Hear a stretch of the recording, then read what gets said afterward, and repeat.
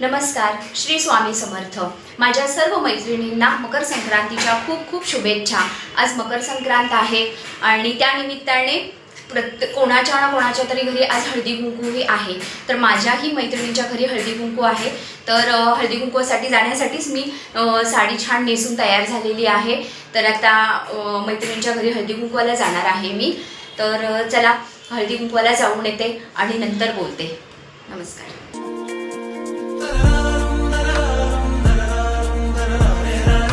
हाय, तर आत्ताच आले मी, वाजले 9:30। खूप वेळ झाला मला यायला घरी। तर आता भात राहिलाय माझा बनवायचा।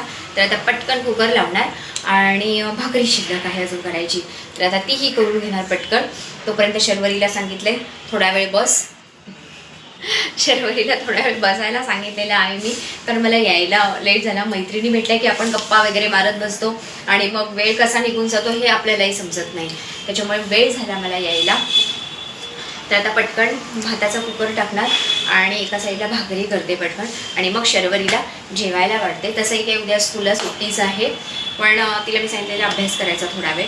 तर त्याच्यामुळे आता पटकन भाकरी करते आणि कुकर लावून घेते पहिल्यांदा ही। तर आता माझं जेवण झालेलं आहे। चपाती केली मी, भाकरी बोलले होते पण मी चपाती बनवली, कारण श्रावणीला भाकरी आवडत नाही आमच्या, त्याच्यामुळे चपात्याच बनवल्या। बेसन पोळा टाकला आणि वरण भात शॉर्टकट आज केलेला। दुपारी केलेली मी गुळपोळी, तर आता शॉर्टकट केलेला आहे। आता वाजले 10:15, जेवण अजून बाकीचं सगळं आवडायचं आहे मला।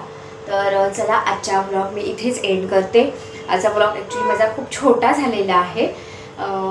तर आजचा ब्लॉग मी इथेच थांबवते।